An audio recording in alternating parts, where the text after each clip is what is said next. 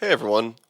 One of my viewers recently pointed out that the OPZ is great for generative music, and I wasn't really familiar with that term, so I spent a bit of time looking up a bit more about it, and I agree, the OPZ is amazing for it. The thing is, it's going to require a really high understanding of step components. So in these videos, I'll just be giving some demonstrations and hoping that you can look at my other tutorials to figure out the specifics of the step components. But yeah, in this one I'm just going to focus on making a kick, snare, and hi-hat generative track, and then in the future videos we'll get more complicated because these synth tracks really have a lot of potential and I would hate to overwhelm people. So let's go ahead and start off with our kick track. And what I'm going to do here is I'm going to set the step length to, let's set it to 4. And so each of these steps is going to be 1, 2, 3, 4. So let's find a kick. And now we've got our 4 on the floor. Let me turn off that metronome. But I'm going to make this a little bit more interesting. So the way I'm going to work with this is that this is going to play 4 times in a row. So 4-bar loop. And then every 4th time it's going to randomly either restart and play another 4 bars, or it's going to move to the next pattern. Here's how I'm going to set that up. It's going to get tricky really quickly here. So I'm going to add a step component right here to this 3rd step. And this 3rd step is going to play twice. So I did pulse 2 instead of pulse hold 2, so that way it plays it on the 3 and the 4 instead of just on the 3. And after it gets done playing twice, I'm going to have it jump back to the 1.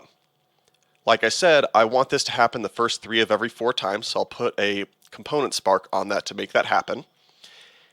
And so it's only going to play this note every 4 bars. And once it gets here, I want it to jump back to 1 randomly. So that means that it's randomly going to go back to 1, or it's going to advance to this next pattern. And let's put something in this next pattern just so that way we've got kind of something to listen for. So I'm going to put 1 here, I'm going to put another kick here, but I'll move it over 12. And then I will put a kick here, and I don't know why I'm doing this. Let's move it over 6.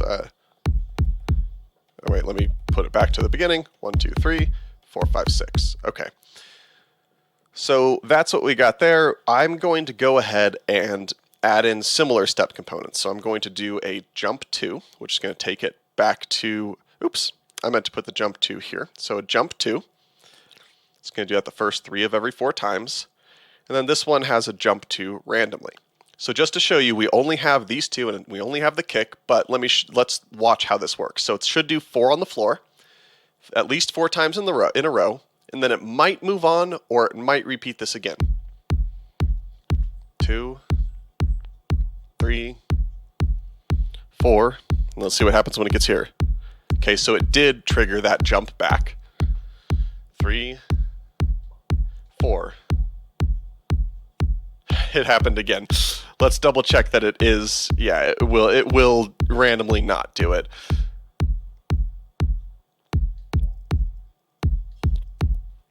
So if I were to make a complementary snare track, this one I'm just going to keep it at a regular step length, and what I'll do is I'm just going to break it into 2 patterns. So the way I'm going to do that is I will have this return to 1 the first 3 of every 4 times, and it's going to be twice as long, so this is exactly what we did before. And then right here we're going to return it to 1 randomly. So it's the same setup. This is going to jump to 3 the first 3 of every 4 times, and then this one is going to jump to 3 randomly. And let's put our snare we want it to go. So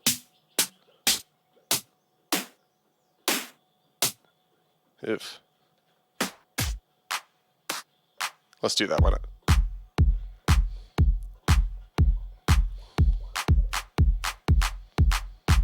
Oh, you know what I forgot? I forgot to double that one right there. I just noticed. Okay.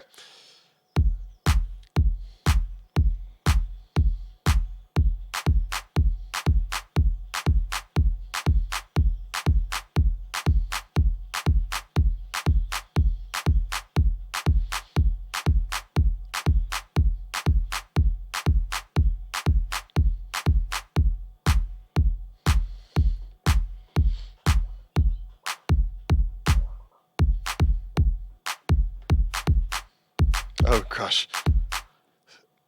Okay, so I just realized I also forgot to put a something to double the step right there.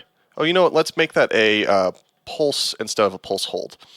So basically my point here is that I now have the kick playing between two patterns that it's randomly going to switch between, but it's still going to play 4 bars of it no matter what.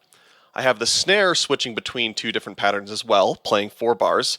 Then we'll just do similarly for the hi-hat. Let's keep this at 16th notes, but let's move it to 8th notes. But I'm going to put 4 different patterns on this one. So the way I'm going to set that up is the same as before, just about. I'm going to add a step component here that goes to 1, step component here that goes to 2, step component here that goes to 3, and then 1 here that goes to 4.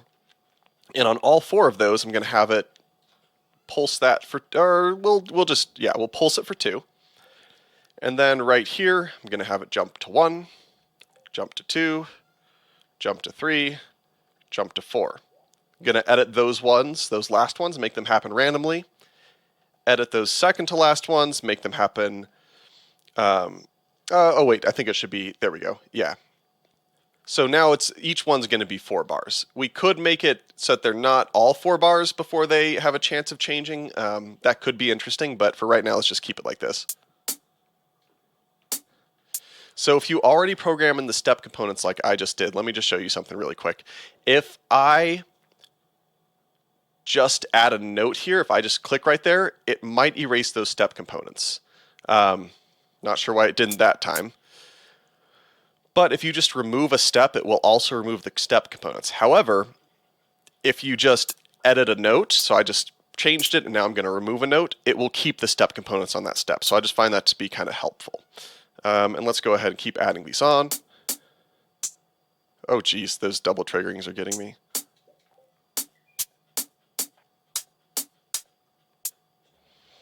Okay, and so remember these last ones are only going to trigger occasionally, but still could be interesting. Let's add some. Let's go ahead. Yeah, let's add a bit of variety here. Oops. So this will play not on the first, but on 2, 3, and 4.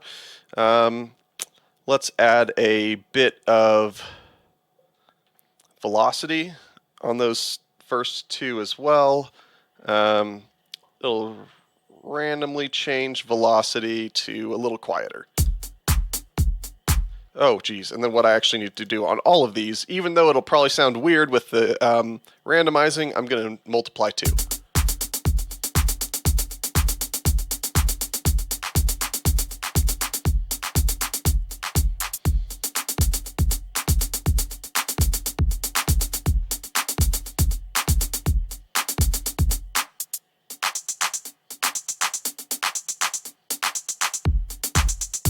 So we've got this just randomly evolving beat now.